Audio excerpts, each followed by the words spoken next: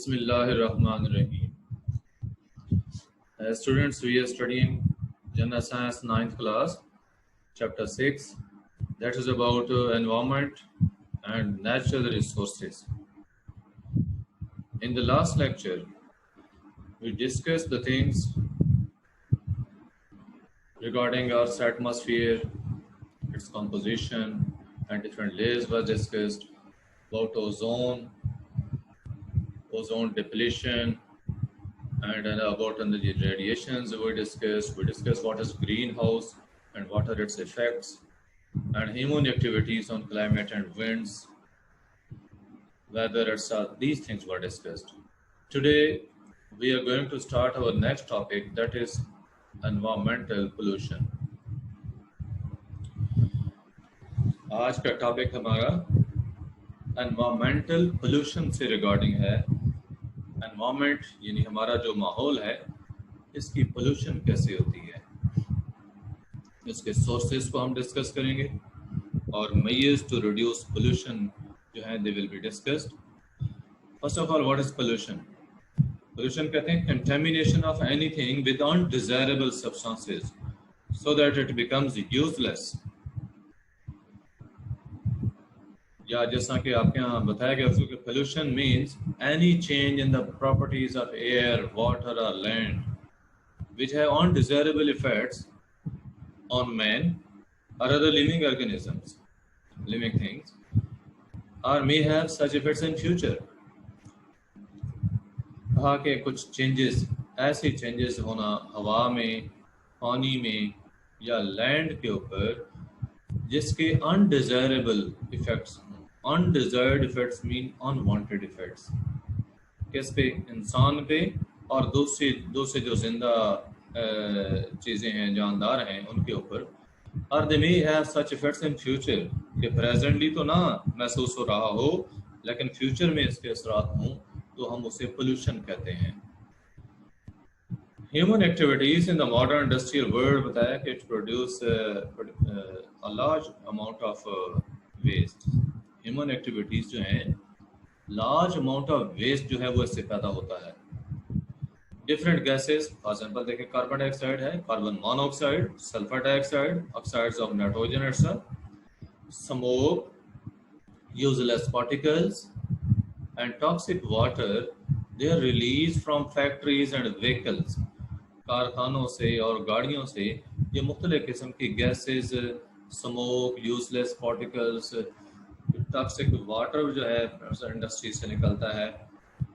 तो ये सारी चीज़ें क्या हैं? ये पोल्यूटेंट्स हैं। नेक्स्ट बताया, pollutants mean they cause pollution.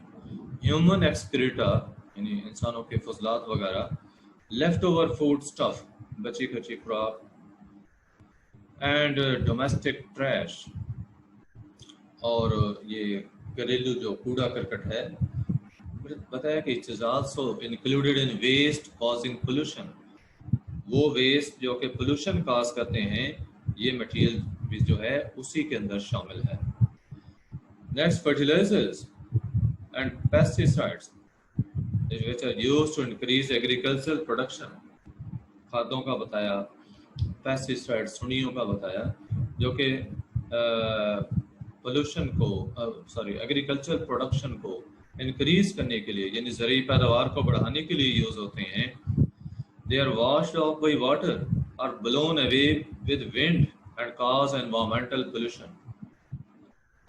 पानी के साथ बह जाते हैं, they are washed off by water, पानी के अंदर हल होकर बह जाते हैं, and blown away with wind, या हवा के अंदर शामिल होकर, हवा के जरिए जो है उड़कर कहाँ जाएंगे? हवा, ऐसी बात है, हवा में शामिल हो जाएंगे या वाटर बॉडीज तक पहुंचेंगे। एंड कॉज एनवायरमेंटल पोल्यूशन, जहाँ जहाँ ये सब्सटेंसेस पहुंचेंगे उस जगह की पोल्यूशन कॉज करेंगे।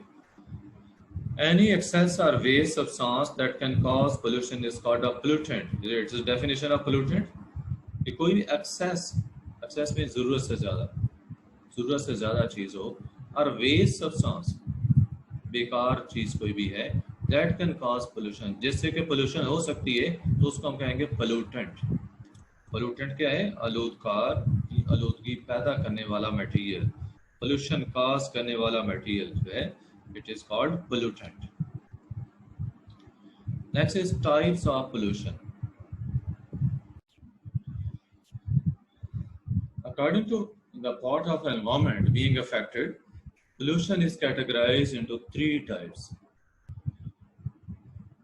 कहा कि एनवायरनमेंट का वो हिस्सा जो पोल्यूट हो रहा हो, उस लिहाज से हम पोल्यूशन को तीन कैटेगरीज में जो है वो डिवाइड करते हैं। एयर और एटमॉस्फेरिक पोल्यूशन, कि अगर हवा पोल्यूट हो रही है, एयर पोल्यूट हो रही है, हवा के अंदर आलूदगी हो रही है, तो हम उसको एयर पोल्यूशन कहेंगे या एटमॉस्फेरिक पोल्यूशन। अगर पानी आलूदा हो रहा है तो हम वाटर पोल्यूशन कहेंगे, और अगर लैंड जो है उसके ऊपर कुछ पोल्यूटेंट्स थ्रो किए जा रहे हैं तो उसको हम लैंड पोल्यूशन कहेंगे। First is air pollution. Air बताया कि it's considered polluted when a change occurs in its composition और क्वालिटी। जब हवा की कंपोजिशन चेंज होती है, इन इसमें कुछ और कंपोनेंट्स आ जाते हैं, अनडिजायर्ड कंपोनेंट्स जो हैं, अज्जा जो हैं वो शामिल हो जाते हैं, इसकी क्वालिटी इफेक्ट होती है, तो हम कहते हैं कि air is polluted. This changes in quality of the air is due to the addition of different gases, smoke and particles in different types के जो है particles, ज़रात हो गए, smoke है, मुख्तलिफ किस्म के gases हैं जो different sources से produce होती हैं। तो जब ये हवा में शामिल हो जाते हैं तो इससे हवा की आलूदगी हो जाती है। Some important sources of these pollutants जो हैं, they are number one, burning of fuels in factories, vehicles and fuel driven power stations। Fuel का फैक्ट्रीज में जलना, गाड़ियों में जलना, या फिर जो फ्यूल ड्रिवन पावर स्टेशंस हैं जैसे थर्मल पावर स्टेशंस हैं जहाँ पे फ्यूल यूज होता है इलेक्ट्रिसिटी प्रोडक्शन के लिए, जिस फ्यूल से के वाटर को हम स्टीम में चेंज करते हैं, स्टीम से टरबाइन चलती है, उसे जनरेटर चलता है और इलेक्ट्रिसिटी प्रोड्यूस होती है, तो ये फ्यूल ड्रिवन पावर स्टेशंस कहलाते हैं। Materials release during the preparation of goods in the factories are coming out stacks of furnaces, for example asbestos fibres हैं, particles of lead and zinc extra. तो ये बताया materials released during the preparation of goods in factories. Factories के अंदर मुख्तलिफ चीज़ों की तैयारी के दौरान कुछ मटेरियल जो रिलीज होते हैं, या बताया कि coming out stacks of furnaces, वो मटेरियल जो फर्नेसेस की जो चिमनियाँ होती हैं इनमें से निकलते हैं। मसलन देखें ये फर्नेसेस हैं, इनकी ये चिमनियाँ जो हैं इनको स्टैक्स कहा जाता है। इन स्टैक्स में से मटेरियल जो बाहर आते हैं, इसमें ये डिफरेंट पार्टिकल्स हैं, स्मोक वगैरह है। नेक्स्ट बताए जैसे कि एग्जांपल के तौर पर उनका एस्बेस्टॉस फाइबर्स हैं, पार्टिकल्स ऑफ लेड है, जिंक है, ये सारी चीजें जो हैं, ये सारे पार्टिकल्स स्मोक वगैरह के अंदर मौजूद है। Third point, release of chlorofluorocarbons from spray cans and during the preparation of packing foam. Spray cans बनाने के दौरान, स्प्रे कैन से ये पहला तो है, स्प्रे कैन्स जो होते हैं, जो डिफरेंट टाइप्स के स्प्रेज हैं जो प्रेशराइज्ड कैबिन्स के अंदर बंद होते हैं, प्रेशर के तहत उसको जब हम पुश करते हैं और स्प्रे बाहर होता है, उनमें क्लोरोफ्लोरोकार्बन्स प्रोपेलेंट्स के तौर पे होते हैं जो कि स्प्रे के मटेरियल को बाहर स्प्रेड करते हैं एक फाइन शावर के तौर पे जो है। तो ये क्लोरोफ्लोरोकार्बन्स, या बताया कि during preparation of packing foam, या पैकिंग फोम की तैयारी के दौरान ये क्लोरोफ्लोरोकार्बन्स रिलीज होते हैं, हवा में चले जाते हैं। हवा में ये डिकम्पोज नहीं होते, तो इनके असरात क्या है, ये ओजोन की डिप्लीशन करते हैं, ओजोन को ख़त्म करते हैं। ओजोन जो कि प्रोटेक्टिव लेयर है अर्थ एटमॉस्फेयर की, जो उसको डिस्ट्रॉय करते हैं। Dust, chemical fertilisers and insecticides blown into the atmosphere by wind.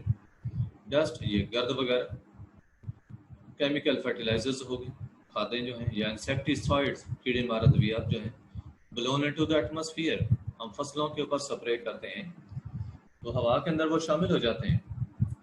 ये जो मटेरियल्स हैं गैसेस की फॉर्म में, ये हवा में शामिल हो जाते हैं, इनमें जो भी पॉइजनस पार्टिकल्स होते हैं अब वो हवा के अंदर शामिल होकर हवा को पोल्यूट कर देते हैं, आलूदा कर देते हैं। जैसा ये देखें नीचे उन्होंने डायग्राम के अंदर एयर पोल्यूशन के सोर्सेज को अफेक्ट किया, गाड़ियों से निकलता हुआ धुआं जो है, या ये भट्टियों की फर्नेसेस की चिमनियों से निकलता हुआ धुआं जो है, तो ये सारा पोल्यूशन काज करता है। ये एरोप्लेन का शो किया, इससे भी लाजिम बात है कि स्मोक प्रोड्यूस होता है। इफेक्ट्स क्या हैं इसके? ये जो पोल्यूशन हमने पढ़ी इसके इफेक्ट्स बताए जा रहे हैं। पता है कि air pollution affects plant and animal and human life in many ways. हवा की आलूदगी पौधों को, जानवरों को और इंसानी जिंदगी को कई तरीकों से अफेक्ट करती है। हाइड्रोकार्बन जो हैं, हाइड्रोकार्बन वो कंपाउंड्स हैं जो कार्बन और हाइड्रोजन से बने होते हैं। कार्बन मोनोऑक्साइड CO जिसका फार्मूला है, लेड पार्टिकल्स, लेड के ज़रात, एंड एस्बेस्टॉस फाइबर्स, एस्बेस्टॉस के फाइबर हो गए, they may cause cancer and respiratory and eye diseases. ये सारे जो पार्टिकल्स आपने देखे हैं ये बर्निंग ऑफ फॉसिल फ्यूल से प्रोड्यूस होते हैं, हवा में शामिल हो जाते हैं। अब इसके असरात क्या हैं? इससे कैंसर हो सकती है, या रेस्पिरेटरी और आई डिजीजेज हो सकती हैं, सांस की बीमारियां, आंखों की बीमारियां जो हैं ये हो सकती हैं। A brown colored gas called nitrogen peroxide combines with some other gases in the presence of light and forms a compound called smoke. ये smoke formation का बताया कि smoke कैसे बनती है। क्वेश्चन पूछा जा सकता है कि how is smoke formed?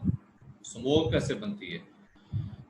तो बताया कि नाइट्रोजन पेरोक्साइड जो ब्राउन कलर की गैस है, जब ये कुछ और गैसेस के साथ मिल जाती है लाइट की प्रेजेंस में, ठीक है, रोशनी की मौजूदगी में, तो डे लाइट में हुआ, जब ये नाइट्रोजन पेरोक्साइड अदर गैसेस के साथ मिल जाती है तो क्या करती है? स्मोक बनाती है। It forms a compound called smoke. Smoke याद रखें कि हवा जो है इसके अंदर जब पानी के वेपर्स मौजूद होते हैं हम उसको फोग कहते हैं, FOG, फोग। और उस फोग के अंदर जब पोल्यूटेंट्स शामिल हो जाते हैं तो उसको स्मोक कहा जाता है। We can say polluted fog is called smog. ठीक है, जो पोल्यूटेड फोग है वो स्मोक है कि जब फोग की पोल्यूशन हो जाए तो वो स्मोक होगी। Smoke causes lung diseases, lungs की डिजीजेस काज होती हैं, पैदा होती हैं स्मोक से। Other than this the things can not be seen clearly. इसके अलावा यानी एक तो बीमारियां पैदा होती हैं, इसके अलावा क्या है कि चीज़ें वाज़ेह नज़र नहीं आती, जो कि इसमें ट्रैफिक में बहुत ज़्यादा प्रॉब्लम काज करती है। Excess of carbon dioxide in the atmosphere produces greenhouse effect.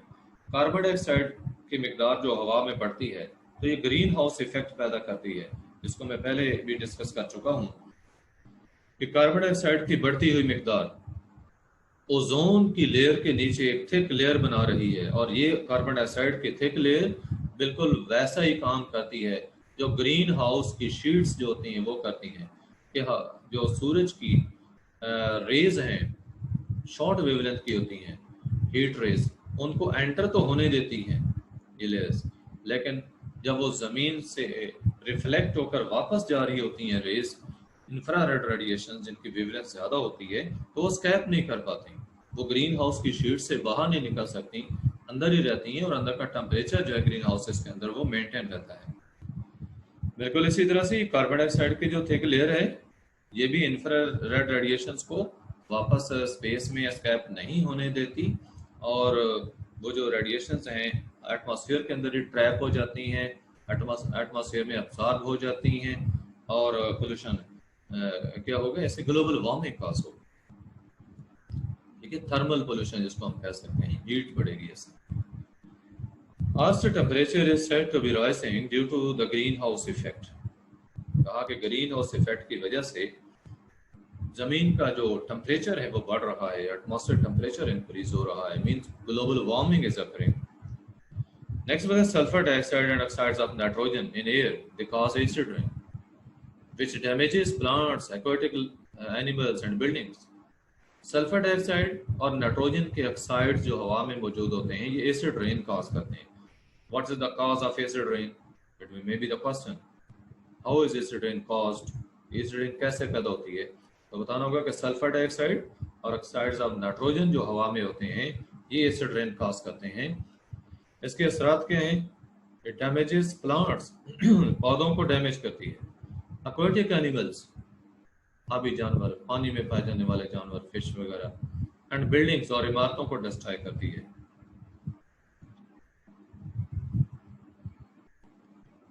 ये नेक्स्ट आपको शो किया गया है। Things can not be seen clearly due to smoke, ये स्मोक के इफेक्ट शो किए गए हैं।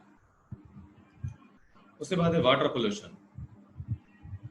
Water pollution is generally caused when industrial waste, trash, sewage from cities, it is discharged into water bodies like rivers, streams, ponds, lakes and oceans. आगे water pollution कैसे होती है?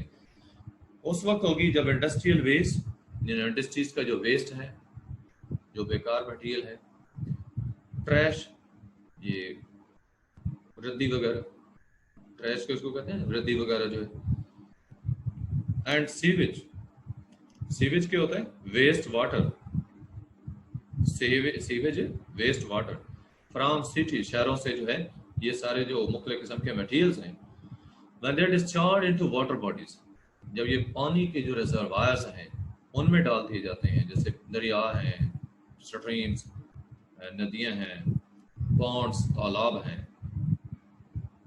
Lakes, ये झीलें वगैरह, ओशंस, समंदर, ये वाटर बॉडीज हैं। जब इनमें ये वेस्ट मटेरियल डाल दी जाएंगे तो वाटर पोल्यूट हो जाएगा। Water pollution is a problem chiefly of industrialised countries. Water pollution जो है उन कंट्रीज में ज्यादा है जिनमें इंडस्ट्रीज ज्यादा हैं, क्योंकि इंडस्ट्रीज से वेस्ट सब्सटेंसेस बहुत ज्यादा प्रोड्यूस होते हैं और ये वेस्ट मटेरियल जो है पानी में डिस्चार्ज कर दिए जाते हैं। But nowadays many developing countries like Pakistan are also facing this problem. लेकिन आजकल बहुत से तरक्की पजीर ममालिक जैसे कि पाकिस्तान भी है तो ये वाटर पोल्यूशन जो है इसको फेस कर रहा है। पता है कि heavy metals like chromium, lead, mercury, they are produced as waste in the leather, textile, plastic and other chemical industries. In chemical industries जिनके अंदर लेदर बनता है, टेक्सटाइल कपड़े की इंडस्ट्रीज हो, प्लास्टिक जिसमें प्लास्टिक की चीजें बनती हैं, अदर केमिकल फैक्ट्रीज जिसमें बाकी केमिकल्स बनते हैं। तो इन फैक्ट्रीज या इन कारखानों में से ये क्रोमियम, लेड और मरकरी वगैरह जो है इस तरह के मटेरियल जो है वो वेस्ट के तौर पे प्रोड्यूस होते हैं।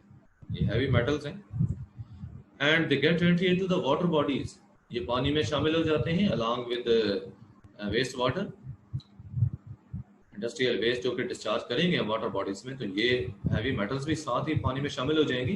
And when heavy metals and other toxic materials enter into bodies of living organisms they may cause cancer and various other diseases. अब ये जो टॉक्सिक मटेरियल्स हैं, ये हैवी मेटल्स हैं, जब लिविंग ऑर्गेनिजम्स की बॉडीज में एंटर हो जाती हैं तो कैंसर और जो है मुख्तलिफ किस्म की बीमारियां वो भी इससे पैदा होती हैं। ये हैवी मेटल्स का इफेक्ट बताया। अब देखिए वाटर पोल्यूशन के ये सोर्सेज के तौर पे बताया कि मुख्तलिफ किस्म की चीज़ें जो पानी में ऐसा सची बहा दी जाती हैं तो इससे वाटर पोल्यूशन होती है।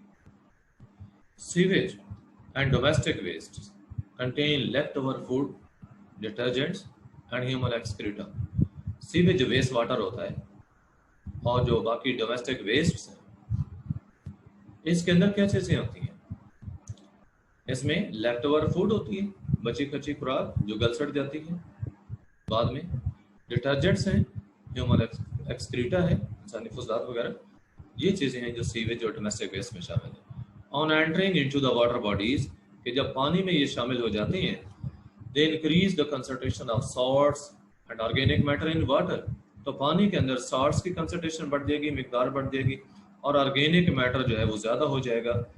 And this results in the decrease of amount of oxygen in water. पानी के अंदर ऑक्सीजन की कमी हो जाती है, इसको कहा जाता है यूट्रॉफिकेशन। यूट्रॉफिकेशन मैं थोड़ा सा इसको एक्सप्लेन कर देता हूँ यहाँ पे कि ये ऑर्गेनिक मैटर डिफरेंट टाइप्स का जो हम पानी में शामिल कर देते हैं, तो इससे अलजी जो है उसकी ग्रोथ बहुत ज़्यादा होती है। और जब अलजी की ग्रोथ बहुत ज़्यादा होती है तो ऊपर से लेयर बनने की सूरत में सूरज की शुआएं नीचे नहीं पहुंच सकती, तो नीचे से अलजी के पौधे जो हैं वो डेड होना शुरू हो जाते हैं, ख़त्म होना शुरू हो जाते हैं।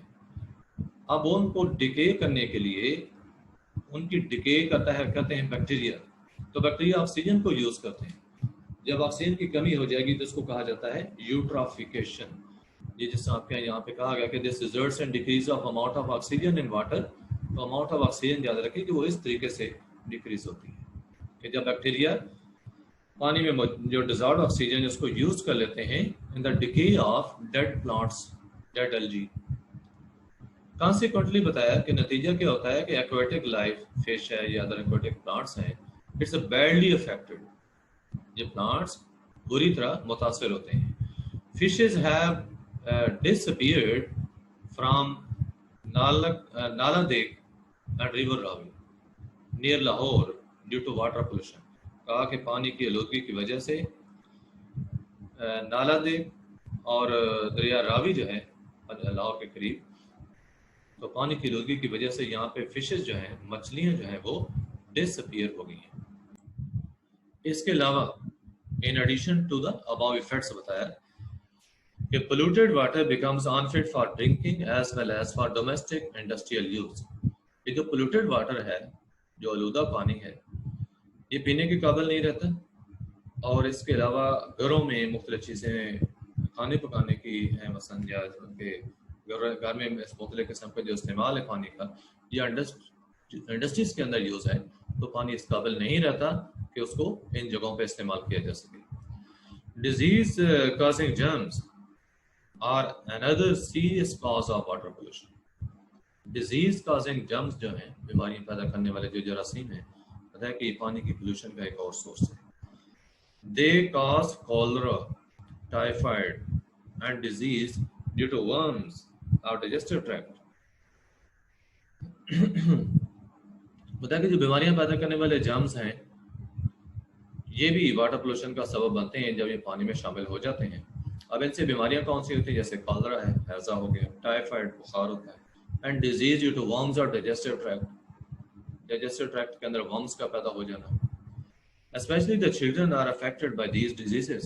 बच्चे इन बीमारियों का ज़्यादा शिकार होते हैं।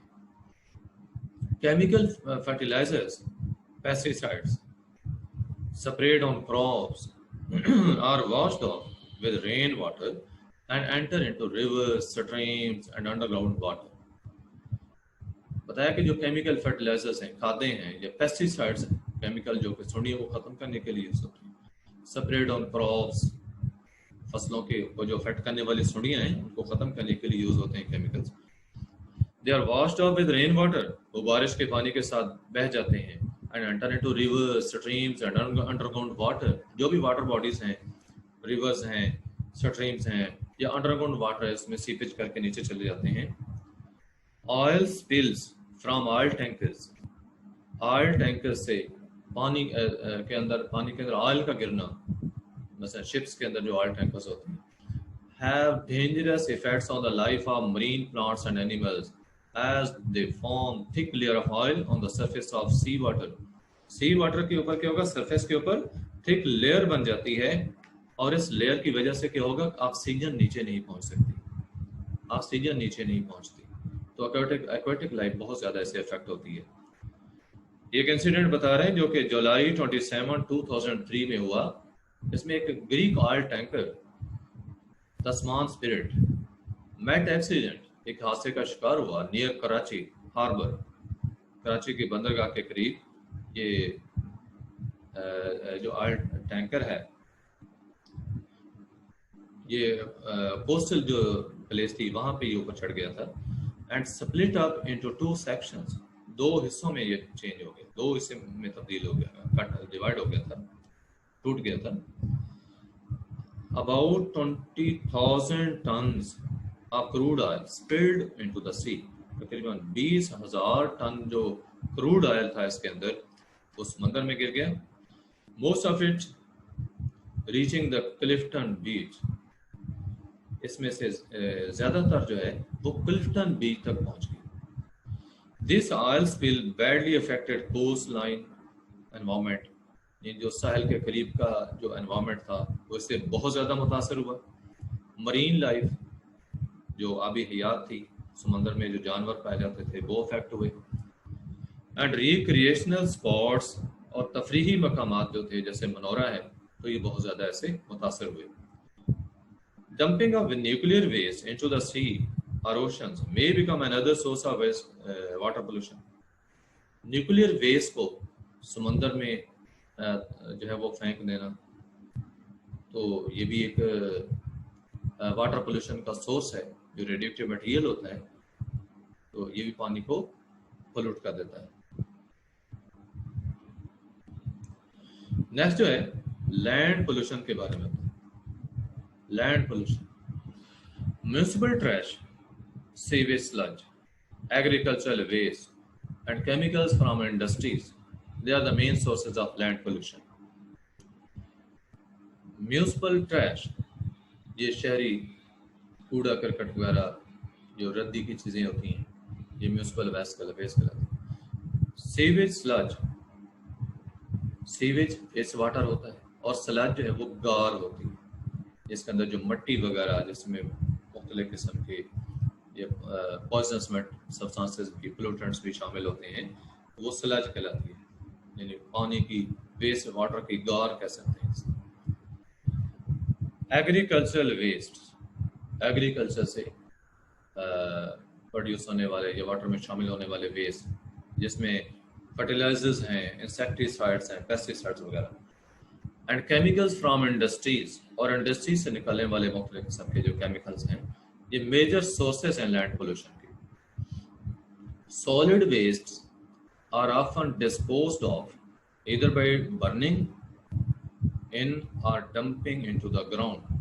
Solid waste का बताया कि they are often disposed of either by burning, या तो उनको जला दिया जाता है, यानी कैसे उसको डिस्पोज का मतलब है उनको ठिकाने लगाना, तो कैसे ठिकाने लगाया जाता है, या तो जलाकर या फिर डंपिंग इनटू द ग्राउंड, या जमीन में थ्रो कर दिया जाता है। जमीन के अंदर बड़े बड़े जो है वो गड्ढे से बनाकर उनके अंदर थ्रो कर दिया जाता है, ये डंपिंग कहलाता है। स्टॉक कर देना, वहां इकट्ठा कर देना। From the environmental point of view, from the environmental view point, both these methods are not completely safe. ये दोनों तरीके जो हैं वो सेफ नहीं है। जलाना भी, जलाने से एटमॉस्फेयर पोल्यूशन होगी और डंपिंग से लैंड पोल्यूशन होती है। Germs and toxic substances from heaps of trash enter into that environment और फूड बाय विंड, वाटर और फ्लाइज, कि जब ये डिकेइंग ऑर्गेनिक मैटर होगा मुख्तलिफ किस्म का जो डंप किया हुआ है हमने जमीन पे पड़ा है, तो इसे जर्म्स और जो टॉक्सिक सब्सटेंसेस हैं, ये ट्रैश के जो हीप जो ढेर लगे होंगे, इनसे ये हवा में शामिल होते रहते हैं या खुराक में शामिल होते हैं। कैसे? हवा के जरिए। ठीक है, खुराक तक कैसे पहुंचेगी? एनवायरमेंट में तो शामिल हो गए हैं, और खुराक तक कैसे पहुंचे? हवा के जरिए, पानी के जरिए या मक्खियों के जरिए।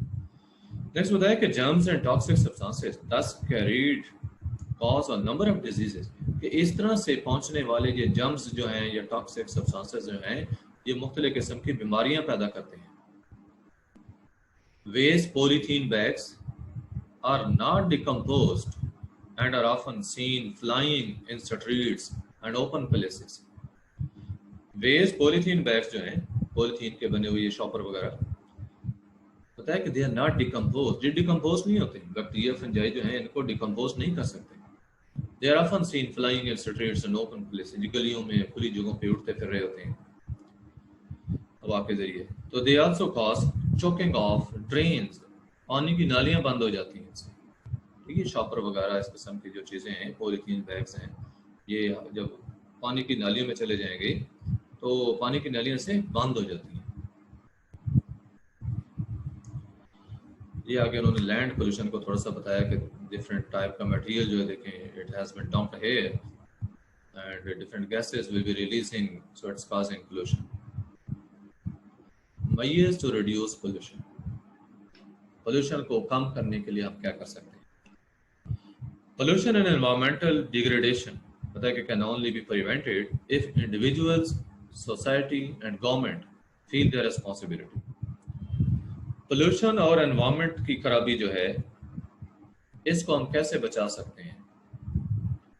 अगर इंडिविजुअल यानी सारे लोग, माशरा और गवर्नमेंट अपनी अपनी जिम्मेदारी का एहसास करें, हर पर्सन जो है अपनी जिम्मेदारी को समझे कि क्या है उसकी जिम्मेदारी और उसको पूरा करे.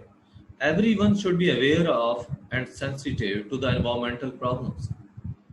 इनमें से हर एक जो है एनवायरमेंटल प्रॉब्लम्स से अवेयर होना चाहिए और सेंसिटिव होना चाहिए. जिसको पता होना चाहिए कि एनवायरमेंट के अंदर जो है एनवायरमेंट पोल्यूट कैसे होता है, कौन सी चीजें जो एनवायरमेंट में रिलीज नहीं होने देनी. All should play an active role in the solution of these problems. अब ये एनवायरमेंटल जो प्रॉब्लम्स हैं इनको सॉल्व करने में सबको एक्टिव रोल प्ले करना चाहिए. Agriculture and industry are essential for economic development. Economic development के लिए, माशी तरक्की के लिए इंडस्ट्रीज और एग्रीकल्चर बहुत जरूरी है. एंड बेटर लिविंग और बेहतर मैर जिंदगी के लिए जो ये चीजें जरूरी हैं. But keeping pollution to the minimum level is also necessary. लेकिन पोल्यूशन को भी एक लेवल पे रखना, पोल्यूशन को भी हाथ से ना बढ़ने देना, ये भी जरूरी है. So that human beings, other organisms, plants हो, एनिमल्स हो and the future generations live a healthy and happy life.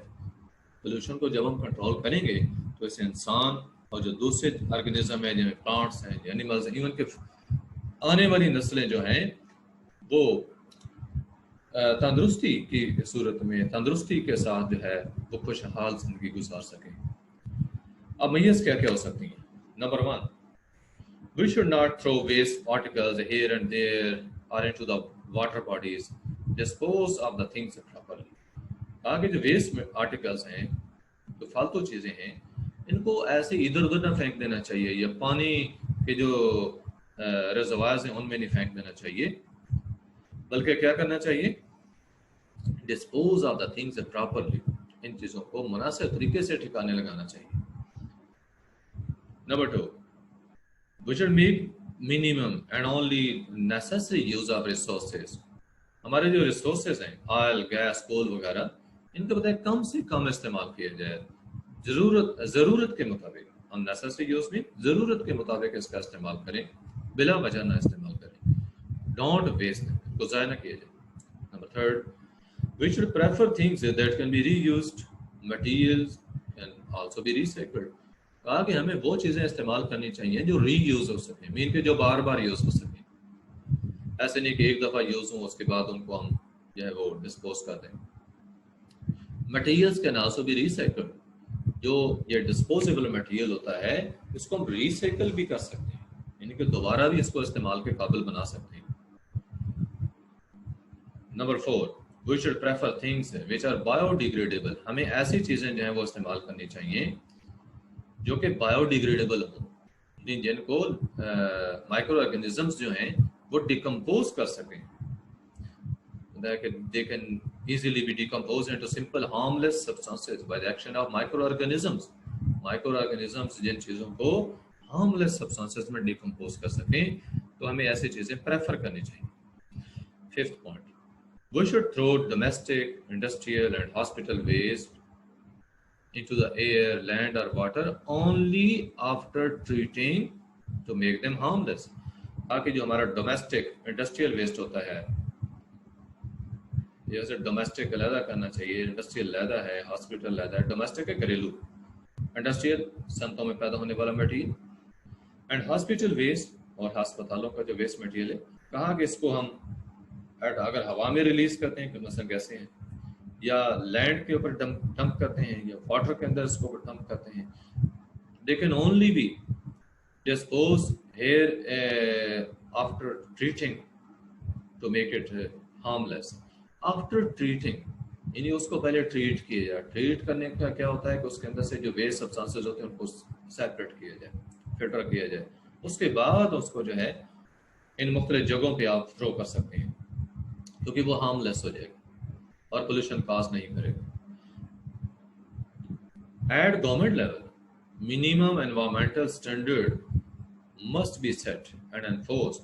बताया कि गवर्नमेंट लेवल, यानी कि गवर्नमेंट लेवल पे मीन गवर्नमेंट को ये काम करना चाहिए क्या, एक मिनिमम एनवायरमेंटल स्टैंडर्ड सेट किया जाए एंड एनफोर्स्ड, और उसको जो है वो जबरदस्ती उस पर अमल करवाया जाए, एनफोर्स्ड बाय फोर्स अमल करवाया जाए उसमें,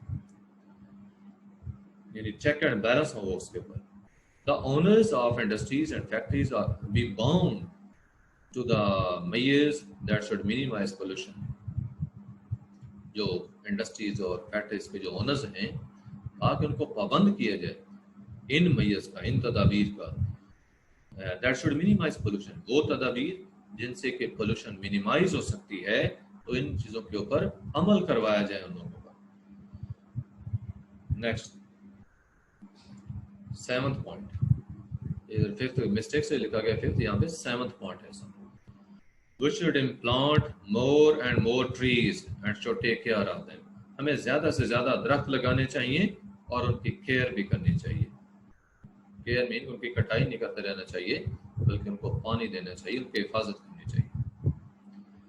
ये रिसाइकलिंग ऑफ मटीरियल्स का बताया कि देखें उनको मुख्तलिफ किस्म की चीज़ें जो हैं इनको सेपरेट अलग-अलग कैटेगरीज में इनको जो है वो इकट्ठा करना चाहिए. सबसे पहला स्टेप क्या होता है, कलेक्शन इनको सेपरेट करना, कलेक्ट करना. उसके बाद रिसाइकलिंग में क्या होता है, इनको वॉश किया जाता है और वॉश करने के बाद फिर इनको मेल्ट किया जाता है और मेल्ट करके इनको रीशेप किया जाता है. उसके बाद minerals and fossil fuels. Development and progress of a country, it depends upon what type of land, water, minerals and forests and wildlife are present there.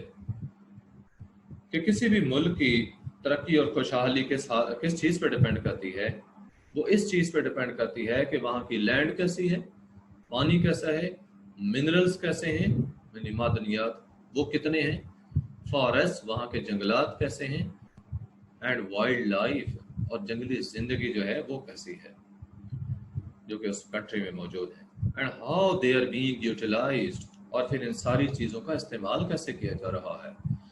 All the things mentioned above are called resources. ये सारे resources हैं, यानी वसाइल कहलाते हैं. ये पता है कि God has blessed Pakistan with all types of resources. Allah Ta'ala ने पाकिस्तान को हर किस्म के वसाइल से नवाजा है, which are basis for the development of any nation. जो किसी भी कौम की डेवलपमेंट के लिए, तरक्की के लिए जरूरी होते हैं, उसकी बुनियाद होते हैं. तो अल्लाह ताला ने पाकिस्तान को ये सारी चीज़ें अता की हैं, तो हमें इन सारी चीज़ों का बेस्ट यूज़ करना चाहिए. Fossil fuels, coal, oil and gas, they are called fossil fuels. तो जो है ना कि वाटर फॉसिल फ्यूल्स, एग्जाम्पल्स वो चीज़ें हैं. तो कोल, ऑयल और गैस जो है फॉसिल फ्यूल्स हैं. और ये बनते कैसे हैं, when the organisms of remote past they died and got buried under the layers of soil, then due to high pressure of the layers of soil and temperature of the interior of the earth, the organic material of those bodies of organisms converted into fossil fuels. एक organic theory है fossil fuels के बारे में, की formation के बारे में. कि पुराने ज़माने में जो ऑर्गेनिजम्स थे, तो जो समुद्र में या दलदली जगहों पे पाए जाते थे, तो वो मट्टी के नीचे दब गए और मट्टी के प्रेशर की वजह से और इंटीरियर ऑफ अर्थ के टेम्परेचर की वजह से फॉसिल फ्यूल में कन्वर्ट हो गए.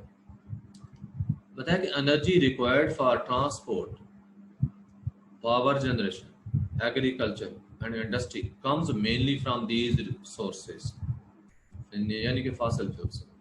एनर्जी जो कि ट्रांसपोर्ट में इस्तेमाल होती है, ये गाड़ियों फ्यूल हो गया, पेट्रोल, डीजल वगैरह. पावर जनरेशन, जो ऑयल या कोल बेस्ड पावर जनरेशन हैं, आप थर्मल पावर स्टेशंस की बात कर सकते हैं जहाँ पे इलेक्ट्रिसिटी प्रोड्यूस होती है.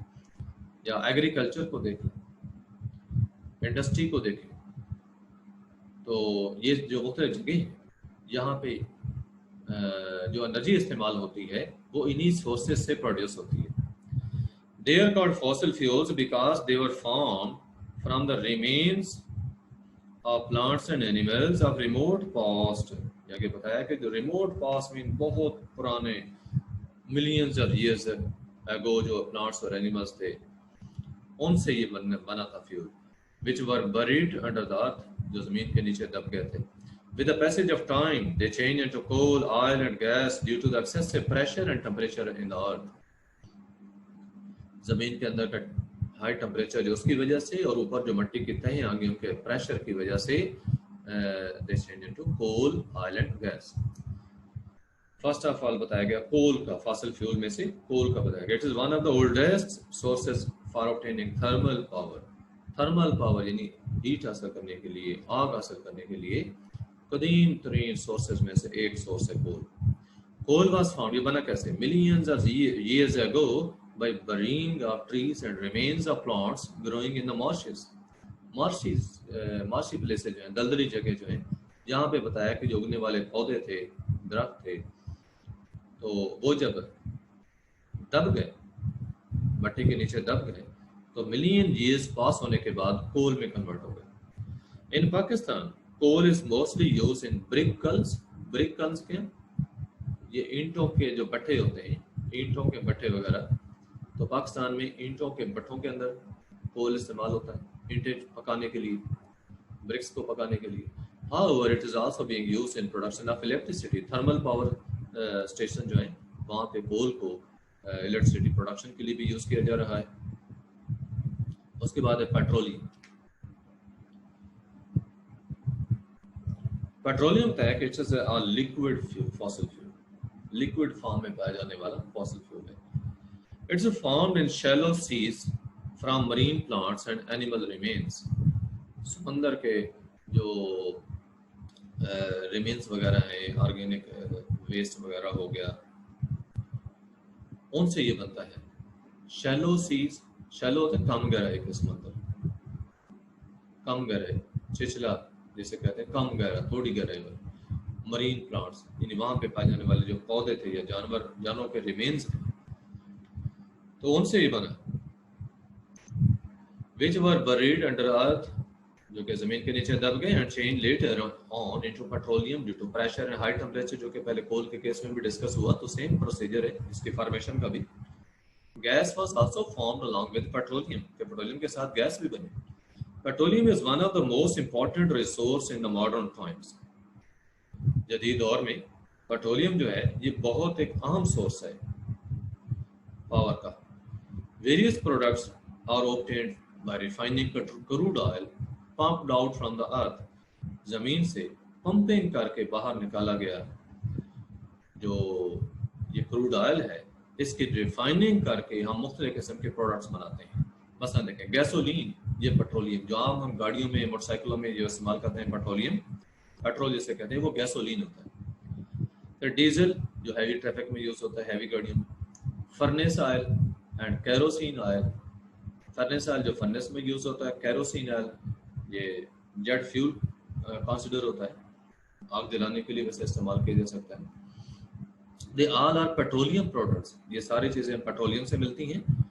दे are use as fuels in vehicles, ships, power station, industries and homes. ये मुख्तलिफ जगह बताएं जहाँ पे ये यूज होते हैं सब्सटेंसेस, प्रोडक्ट्स, जिनमें कि व्हीकल्स गाड़ियाँ होगी, शिप्स बहरी जहाज हैं, पावर स्टेशन जहाँ पे इलेक्ट्रिसिटी प्रोड्यूस होती है, इंडस्ट्रीज कारखाने, होम्स घरों में. नेक्स्ट है grease, asphalt, synthetic fibre such as nylon है, पॉलिएस्टर है, and plastic. They are some other petroleum products. Grease, asphalt, asphalt क्या होती है? ये सड़क के ऊपर जो बिछाया जाने वाला मटेरियल है, लुक जिसको कहा जा सकता है, जो पेस्ट सा बना होता है ब्लैक कलर का. सिंथेटिक फाइबर जिसमें नायलॉन है, पॉलिएस्टर वगैरह, ये प्लास्टिक है. तो ये है, और कुछ और पेट्रोलियम प्रोडक्ट्स, ये कुछ और पेट्रोलियम प्रोडक्ट्स आपको बताए गए. एक तो पहले ये बताए गए थे गैसोलीन वगैरह, और कुछ ये बताया कि ये चीज़ें जो पेट्रोल से हासिल होती हैं. आगे natural gas. It's a mixture of different gases including methane, ethane, propane and so. ठीक है, मीथेन है, इथेन है, जो प्रोपेन वगैरह है, इन सारी गैसों का मिक्सचर है ये natural gas. Large deposits of natural gas exist in Pakistan. Natural gas like petroleum, हाँ पाकिस्तान में बताया कि नेचुरल गैस के बहुत बड़े ज़खायर हैं. एंड नेचुरल गैस जैसे सुई है, बलूचिस्तान में सुई के काम से निकलने वाली जो सुई गैस है वो नेचुरल गैस है.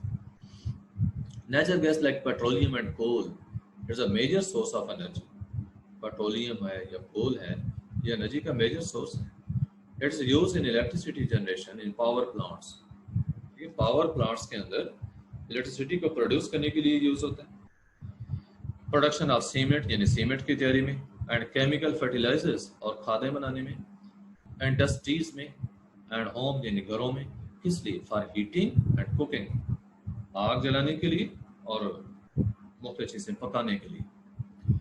Many vehicles nowadays are also being run on compressed natural gas. Compressed natural gas, CNG, जिसको abbreviate